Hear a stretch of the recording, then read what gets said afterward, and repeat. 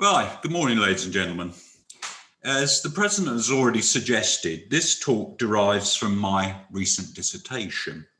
The purpose of that dissertation was actually to learn more about possible changes in the social origins of junior officers during the course of the war by trying to link together civil and military databases. And it did so in the context of a single infantry regiment, the Gloucesters. But this morning, I'm going to look at that process as it may have worked or not worked during 1914-15. I'd like to begin by just saying something about how I measured social origins. In simple terms, I applied the Registrar General's 1921 census classification, that's the six-fold social class classification, to the pre-war records for the fathers of all officers of the Gloucesters as they were in July 1914, of whom there are 171, and a 25% random sample of all subalterns commissioned into the Gloucesters between August 1914 and May 1919, of whom there were no less than 2,100. I used fathers for the obvious reasons that many junior officers didn't have independent households immediately before the war, and indeed many of them were still at school. However, I amended the Registrar General's classification in two ways.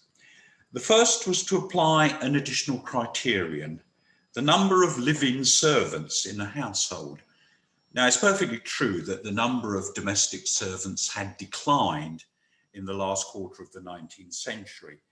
But nevertheless, in 1914, they are still a very decent proxy for income and social status.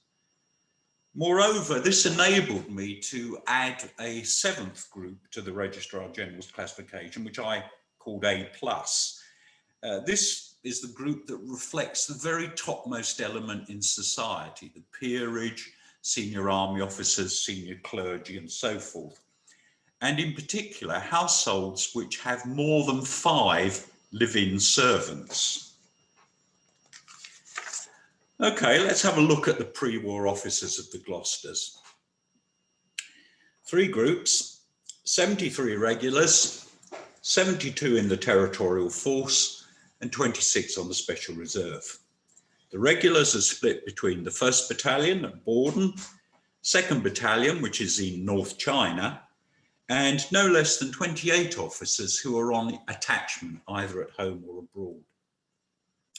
Similarly, 3 Territorial battalions, 2 recruiting from Bristol, and the 3rd, the 5th dispersed around the rest of Gloucestershire. Right. Let's start by having a look at the social origins of regular officers. Pre-war regular officers have not had a good press. David French commented that they remain sunk in an easygoing aristocratic amateurism, anomalous in increasingly professionalised society. Others have criticised their poor training and some even their basic intelligence. If the fall of the family went into the church in the 18th century, before 1914, it was thought by many to be more likely that he would join the army. Furthermore, this was reflected in widespread criticism about the quality of regular officers and even worries that insufficient numbers were coming forward for commissions. Of course, regular officers were socially and financially exclusive. 92% of Gloucester regular officers had fathers in social classes A or A+, though together these made up less than 5% of the national population. And indeed, the 5th in social class A+ represented well under 1% of the national population. Most interestingly, perhaps a third of all regular officers were themselves the sons of army officers. Apart from a couple who had been home educated, every Gloucester regular officer had attended public school, with 5 going to Eton, 6 to Cheltenham College and 4 to Clifton, all 3 schools especially associated with the regular army. Attendance at a good public school was assumed to ensure the leadership qualities essential to an officer. There were, of course, a few exceptions. One of the more interesting is the commanding officer of the 1st Battalion in 1914, Algy Lovett. Lovett's grandfather had been a Cheltenham solicitor, but his father was a senior clerk in the post office. Clerk is a very difficult term sometimes to define. Lovett had been a day boy at Whitgift School in Croydon, not a school particularly associated with the army. And in the 1880s, when Lovett went to Sandhurst, his family had no live-in servants at all, which was very unusual at the time. Of course, fundamental barrier was the need for a private income. In 1914, a lieutenant in the Gloucesters earned 8 and 6 a day, which is around £155 per annum. Adjusted for inflation, that equates to around £18,000 per annum today. A comfortable existence for an officer at home required a minimum private income of between £100 and £150 per annum. Financial pressures may well have been one of the significant factors which encouraged officers to seek attachments overseas, which were much cheaper. And in 1914, no less than 14 Gloucester officers were on attachment abroad, and indeed another half dozen had served overseas between 1900 and 1914. Finally, perhaps rather self-evidently, no serving Gloucester regular officer had been commissioned from the ranks in 1914. Nevertheless, the pre-war officer corps was evolving, if somewhat slowly. The 1908 Haldane reforms had introduced entry direct from the universities, although only a couple of Gloucester subalterns had so joined by 1914. More significantly, perhaps, there was a marked trend for the landowning interest in the regular officer corps to decline, with a third of subalterns now having fathers from the professions, industry or commerce, including in the case of the Gloucesters, a grain merchant, a seed broker, and my personal favourite, an umbrella manufacturer. Okay, let's look at the reserve. The 26 Gloucester Reserve officers in 1914 represent 2 distinct groups. There were 5 ex-militia officers, all of whom had been on the reserve since the Boer War, and 21 subalterns, all of whom had joined the Special Reserve after 1908. There were substantial differences between the social origins of the 2 groups. Of the 5 surviving ex-militia officers, 4 were in social class A+. 1 was the heir to a baronetcy, and 2 of them lived in households with more than 10 live-in servants. That's Downton Abbey territory. By contrast, post-1908 Special Reserve subalterns showed some greater degree of social diversity. It's perfectly true that almost 3/4 had fathers in social classes A+ and A, but a small minority now had much lower social origins. 4 of the Gloucester Special Reserve second lieutenants had fathers in social class C, a primary school teacher, commercial traveller, an accounts clerk, and a Royal Artillery sergeant. However, the first 3 of these had all graduated from Oxbridge after winning scholarships, and the 4th had married money.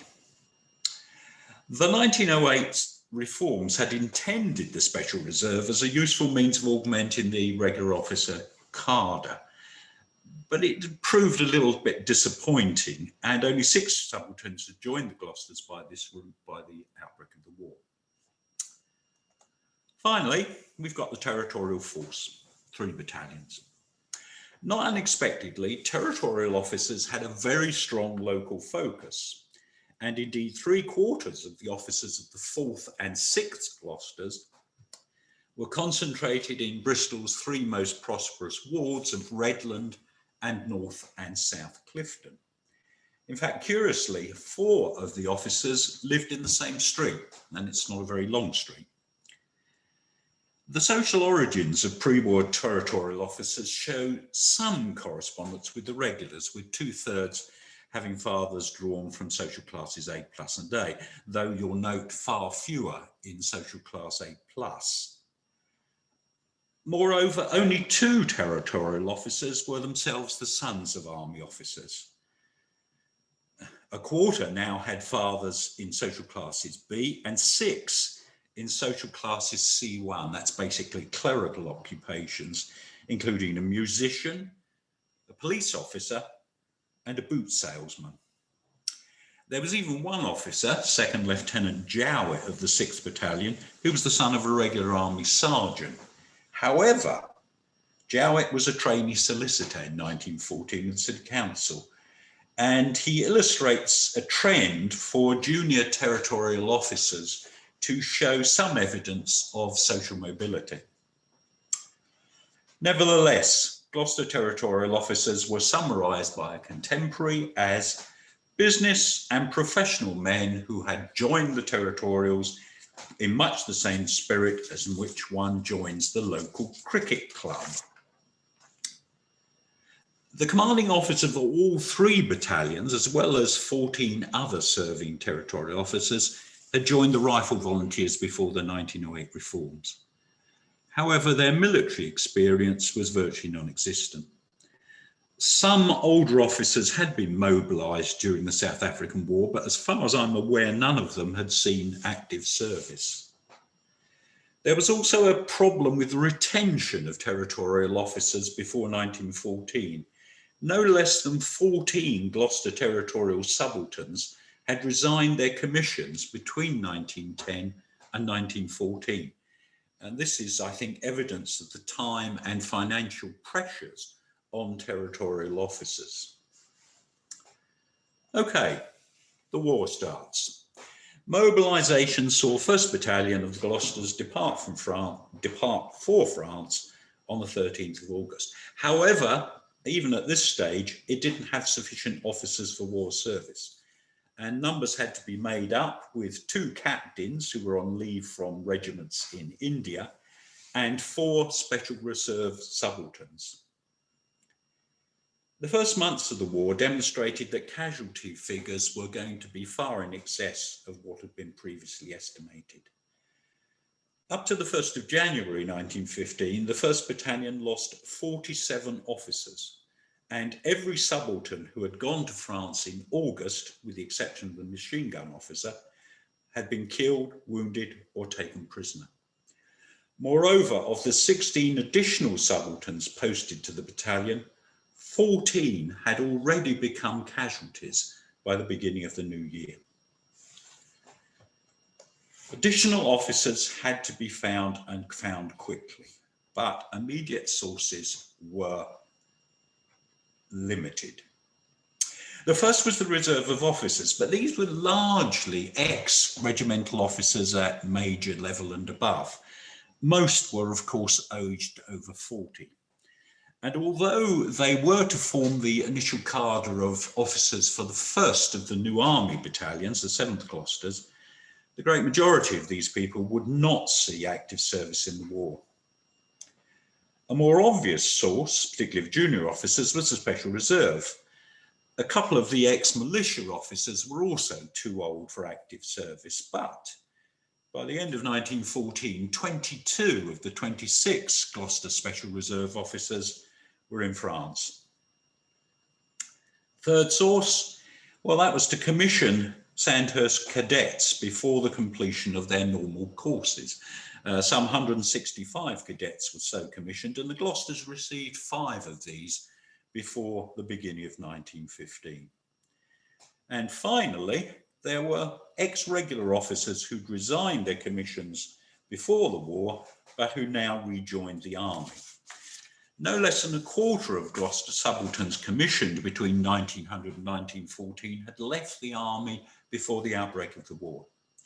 Most rejoined, of whom a dozen returned to the Gloucesters.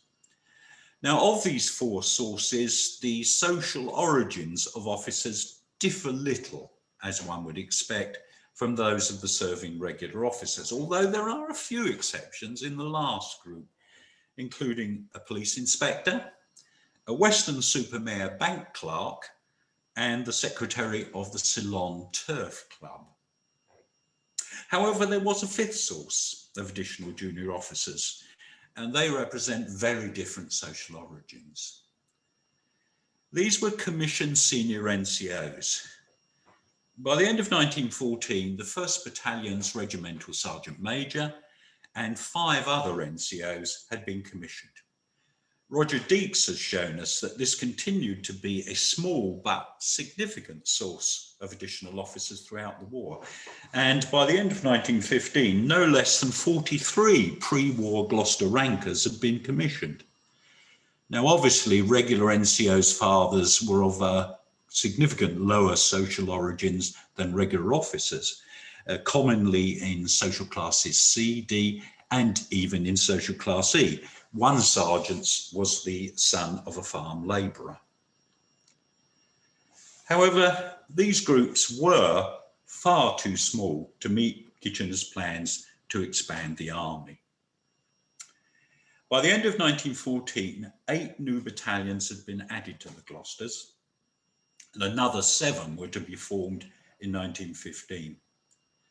By the end of that year, 10 Gloucester battalions were on active service overseas, and another 5 were to go overseas in the first half of 1916.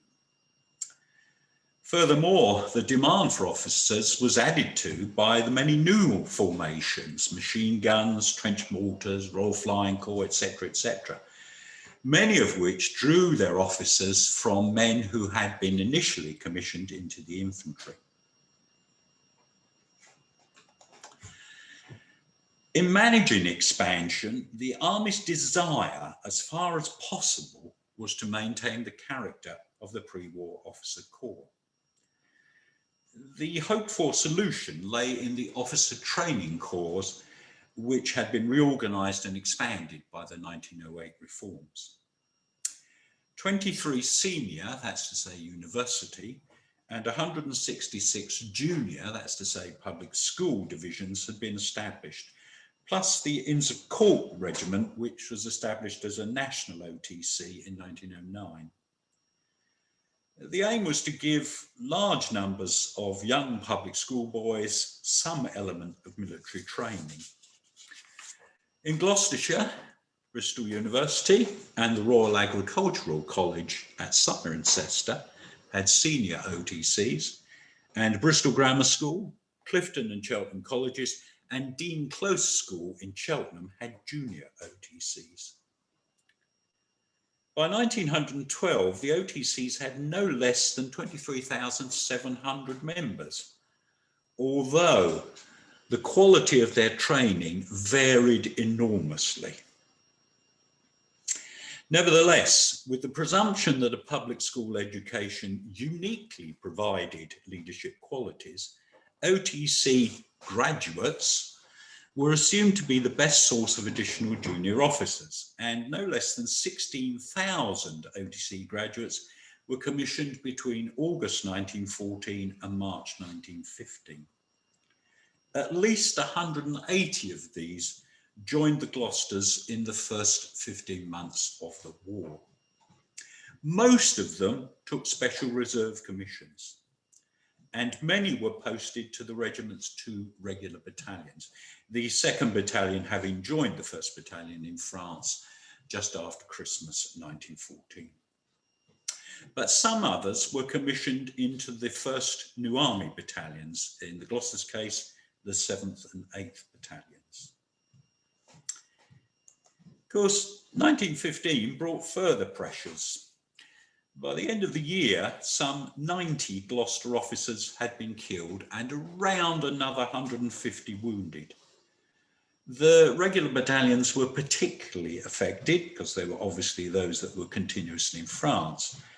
And they had suffered no less than 47 subalterns being killed. These losses were, however, offset by no less than 55 newly commissioned lieutenants and second lieutenants joining the two battalions. The overwhelming majority had regular or special reserve commissions. Indeed, the first officer with a temporary commission, that's to say for wartime only, with no permanent status, and from the Treasury's point of view, the distinct advantage of no right to a pension, only arrived with the 1st Battalion in the early autumn of 1915. There was also some cross-posting between regiments, but the Gloucesters made strenuous and generally successful efforts to receive their own officers.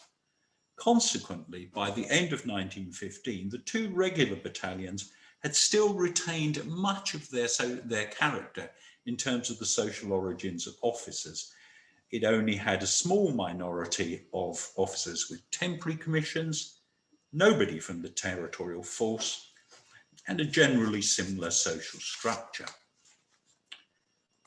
Nevertheless, by the end of 1915, regulars now represented only a minority of Gloucester officers, both in total and on active service. 30% of Gloucester officers commissioned in 1914-15 went to the territorial force. Although, as with the regulars, numbers of these were former officers returning, the commissioning of new officers accelerated as the territorial force expanded. 3 second-line Gloucester battalions were formed in the autumn of 1915, and 3 more third-line battalions in 1915. Of course, there was a degree of sorting out. Older officers, including all 3 of the pre-war commanding officers, went back to the new reserve battalions, and vacancies were initially filled by subalterns who generally had local connections, but who had been educated at public schools. As the 5th regular adjutant said to the father of a radically educated candidate for a commission, "We still have a vacancy for young fellows who have been at good public schools." However, increasingly, a major source of new subalterns for the territorial force were their own ranks. There had been some promotions from the ranks of the territorial force before the war, but by the end of 1915, around 120 territorial other ranks had been commissioned into the 3 battalions. Many stayed in the Gloucesters, although most initially were posted back to the reserve battalions in Britain. Moreover, even before the first-line Gloucester territorial battalions went to France at Easter 1915, 5 men from other TF regiments had been commissioned into the Gloucesters after having seen active service in France in 1914. And after April 1915, there was a steady stream of Gloucester other ranks who are being commissioned after having seen active service in France. Of course, there could be problems. One private commissioned into the 5th Battalion was embarrassed to command a man who had previously given him boxing lessons. Another candidate deliberately refused a commission in his own battalion because of the potential difficulties of commanding men with whom he had previously served. Notwithstanding the growth in the territorial force, however, by the end of 1915, over half of new subalterns had received temporary commissions. Moreover, one can see that although 40% of these new officers did have fathers in social classes A and A+, there was a steadily growing proportion of officers, almost a quarter, whose fathers were in social classes C, D, and even E. The manner in which social change began to impact on the regiment can be seen by comparing individual battalions. An early New Army unit, like the 7th Gloucesters, that's a K1 battalion formed in September 1914, had, as I've already mentioned, a corps of regular officers. It had a regular CO, it had a regular second in command, adjutant, and company commanders. But its subalterns were all newly commissioned. However, their social background differed little from the officers who were being posted to the regular battalions at the same time. Indeed, of the 19 subalterns commissioned into the 7th Battalion before it went overseas in mid-1915, 10 were Oxbridge graduates. By contrast, a later battalion, like the 10th Gloucesters, that's a K3 battalion, not only had one ex-regular officer, the adjutant, but most of its subalterns had temporary commissions, and far more of them had fathers in social classes B and C. Now, finally, I'd like to look at our slightly peculiar battalion, locally raised battalion, the 12th Gloucesters. Known as Bristol's own and raised by Bristol City Council, they're a rather superior example of a POWs battalion. The battalion's original corps of officers were recruited from the Bristol Division of the National Reserve. Now, I could spend an hour talking about the National Reserve. Suffice it to say, it was a rather peculiar volunteer organisation that came out of the pro-conscription campaign before the war. The battalion's original commanding officer was a man called Parry Burgess. He'd commanded the 3rd Special Reserve Battalion of the Gloucesters until 1913, but his only military experience had been guarding Boer prisoners of war on St. Helena. The original majors and captains of this battalion had an extraordinary range of military backgrounds, including the Transvaal Volunteers, the West India Regiment, 17th Lancers, Royal Garrison Artillery Volunteers, and 2 former naval officers. 2 of the original subalterns were also ex-officers, and 7 of the 8 others came from officer training corps. Nevertheless, Burgess concluded that he needed more subalterns, so he invented his own commissioning process. He personally identified potential NCOs who then had to pass a battalion school and an examination by Burgess and 1 other senior officer. Junior officers were then selected from these NCOs, as indeed were the large numbers of officers that eventually went to other battalions of the Gloucesters and indeed to other regiments. Indeed, by the time Bristol's own went to France in November 1915, almost half its subalterns had been promoted from the battalion's own ranks. Okay, some conclusions. First 15 months of the war saw an enormous expansion in officers, with almost 1,000 new subalterns being commissioned into the Gloucesters. However, the Army's desire to retain as far as possible the pre-war character and social origins of the officer class conflicted with the large numbers required. By the end of 1915, school and university OTCs were largely exhausted as a source of new officers, while the Inns of Court Regiment was finding difficulty in obtaining new recruits. Alternatives had to be found. In early 1915, the Artist Rifles had been established as an OTC in France to train men who already had active service experience. Moreover, there were attempts at the beginning of the year to give more new subalterns training by giving them a month's course at an OTC. However, during the course of the year, many men were being commissioned with the minimal amount of training and perhaps more significantly, with no experience of conditions in France. The Battle of Loos in particular raised questions about the competence of new junior officers, if not their gallantry.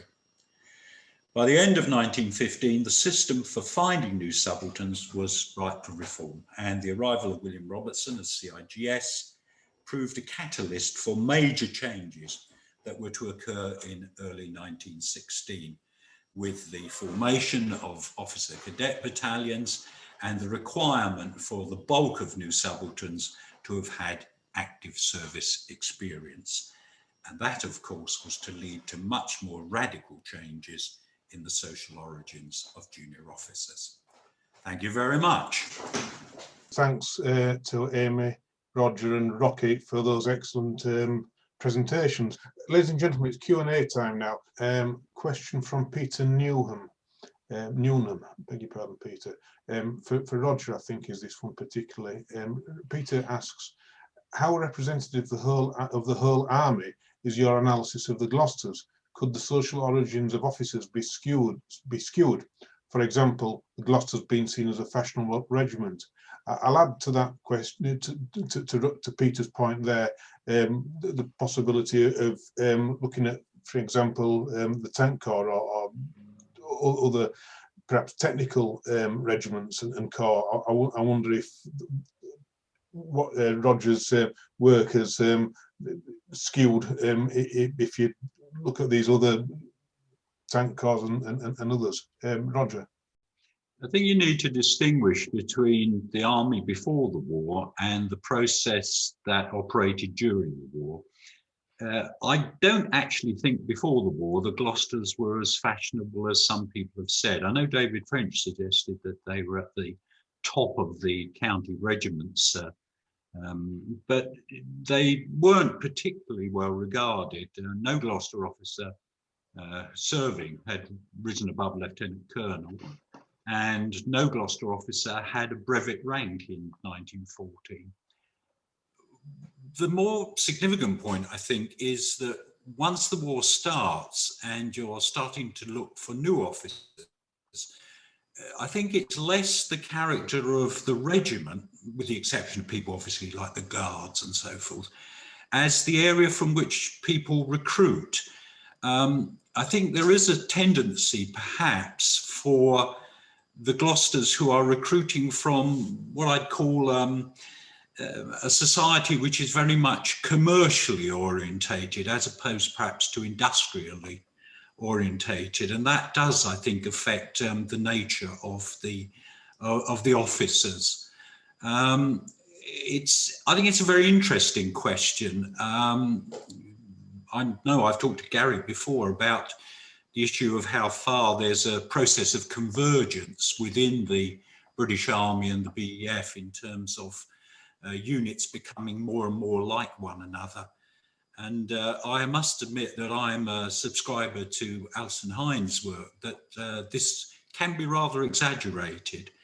And I certainly think that in looking at any unit, the Gloucesters are like everyone else, the local context, the context of the areas from which they recruited are very significant. As to the other point, the question as to the effects of technical units, yes, without any doubt at all. There was a tendency in the Gloucesters, and I imagine it occurred in other regiments, for a certain sorting out to occur, particularly in 1915-16, whereby you find officers who join the infantry simply because the infantry is the organisation that's being expanded most rapidly, to then find themselves being transferred into other units on the basis often of their civilian expertise. For example, people going off into the Royal Engineers and so forth. So I do think there probably are quite significant differences with regard to those technical arms within the infantry, with certain obvious exceptions. I think the Gloucesters may well be fairly typical.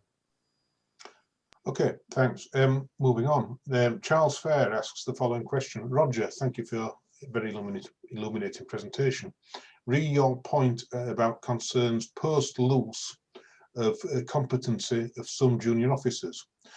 To what extent do you think inefficient officers were considered to be a problem in the Junior Officer Corps in 1915? Did you come across any Gloucesters officers who were asked to resign for inefficiency? And that's from Charles Fair. That is an extremely interesting question, one that interests me a great deal. I think one needs to distinguish between formal processes of removing officers and informal processes of removing officers. There's no doubt that the process did begin to emerge whereby commanding officers, if faced with an officer who, for one reason or another, they felt wasn't up to scratch, there were means of getting rid of them. I don't mean in the sense of court-martialing them or getting them to resign their commissions, but you do find examples, and over the course of the war, quite a lot of examples, where officers who are not wounded or have not had anything of that kind find themselves getting posted back to the United Kingdom. I've come across a number of examples, at least 2 or 3 in 1915, where officers go out to France and then within a relatively short period, a couple of months, 2 or 3 months, get posted back to things like command a cadet battalion or, you know, a cadet company somewhere.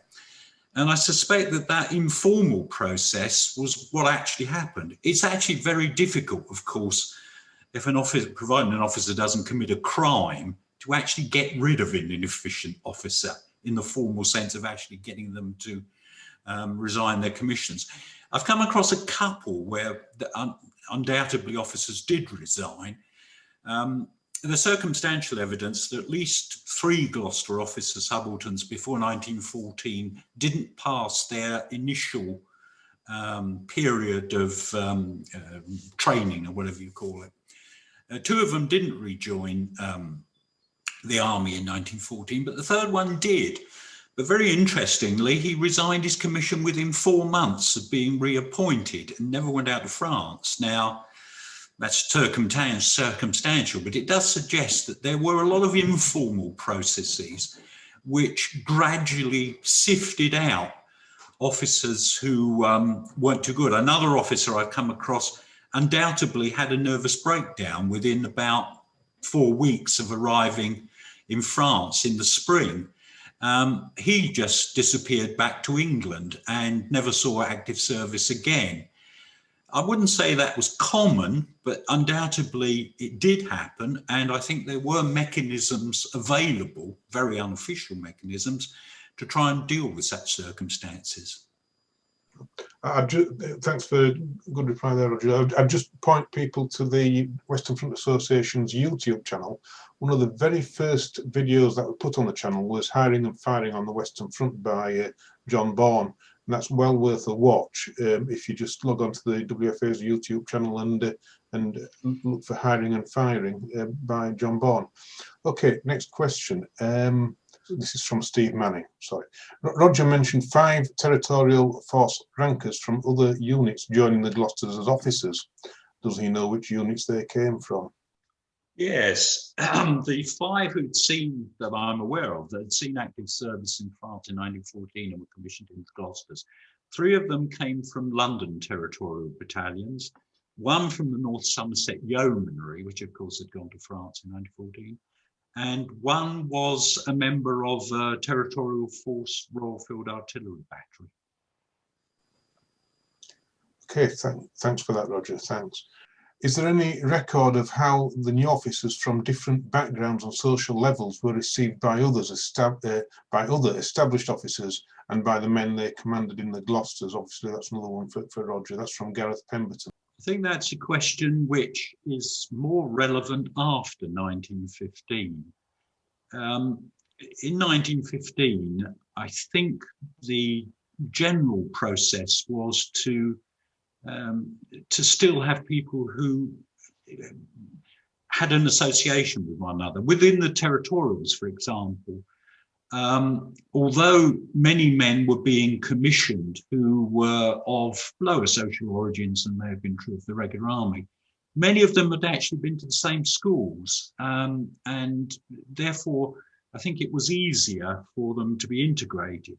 When you get to 1916 and onwards, and particularly perhaps 1918, and you are getting officers who are distinctly of lower social origins, I think that's a very interesting question. I think I'll look at Gary. Does he know of examples? I mean, there are things that are quoted. I mean, it's the classic sort of RC Sheriff idea, isn't it? You know, that you have some officers who are of lower social origin, and therefore their relationships in the battalion are different from others. But I don't think in 1915 it was anything like such an issue, because I think basically a lot of the officers were of the same origins. Sorry, that wasn't much of an answer. No, I'm building what Roger has said. I don't know specifically about the Gloucesters, but I've just done quite a bit of work on this. It strikes me that there's a few things here. First of all, attitudes were pretty pragmatic in the army as a whole. You read a lot of accounts of people who are promoted from the ranks of sort of, you know, humble social background, and they're really quite pleased by how they're received. The second point, I think, is that competence matters so much. And later in the war, you had to pass through the ranks to get a commission effectively. You had to be recommended effectively for showing battlefield leadership. Whether you're a private or a sergeant, what have you, you were sent back and put through a really quite rigorous and effective training program, an officer cadet battalion.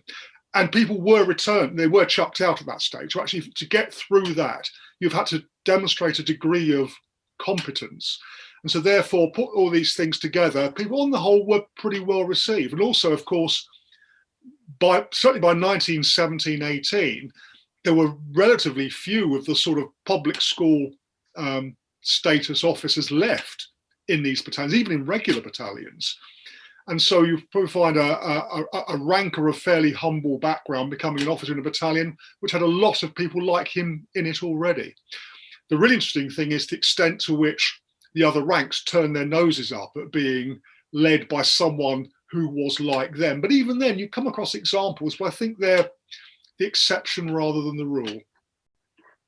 I'd say very little in addition to that, other than I think the point about competence is the key one. I think in 1915, it was far more difficult to measure people's competence, whereas by the time you get beyond 1915, you know if you're being led by somebody who knows what they're doing. In 1915, hardly anybody knew what they were doing, so you couldn't very well distinguish between those who were competent and weren't competent, because, and this sounds a bit harsh, but I suspect the great majority of people initially were incompetent, or no, that's the wrong word, lacked competence. Okay, thanks. Gary, do you want to just sum up this morning's session? We've got 14 questions still open, so we don't stand a prayer of answering these. So Gary, over to you. Thank you. Well, I can answer one of them. Somebody asked me, what are the two books on loose that I recommended? There's the one by Gordon Corrigan and one by Nick Lloyd. Well, thanks everybody for a terrific morning. Excellent papers and some really good questions which stimulated some good discussion, which I think is exactly how it should be. One theme which strikes me coming out from all three presentations and the questions is 1915 really is a watershed year. We have got, if you like, the end of the beginning of the First World War and the beginning of the middle bit. So we've seen so much this morning that 1915 is a year of transition, whether it be in learning lessons, in gas, in recruitment for officers and all the rest of it, which I think just adds to the importance of studying more about this year. Now, if I was going to sort of suggest future avenues of research, it really would be to try and put 1915 into this broader context, because so many of the things, in fact, all three of our speakers have inevitably strayed beyond the end of 1915 to look at what happens later in the war, but so much can be traced back to origins in this year, 1915. So it remains neglected. for the reasons I suggested earlier on, it simply doesn't fit into the great British narrative of the First World War, either the popular one or, to be honest, the scholarly one, as much as it should. But it is a neglected year, and this morning's presentation has shown what the areas in which there's still need for really important research. So again, thank you very much. David, do you want to give us our final instructions? Thanks for that. Thanks, Amy, Roger, and Rocky, and obviously Gary as well. Yes, absolutely true, Gary. Neglected, but less neglected now, and also less neglected between 2 and 4 this afternoon, when we'll have another bite of the oak cherry. So if you haven't already done so, please register for this afternoon's session. If you haven't done so already, please register for the WFA's webinars on Monday evenings.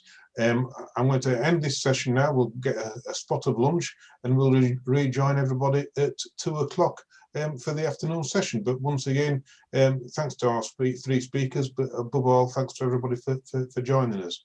Thanks very much, and see you later.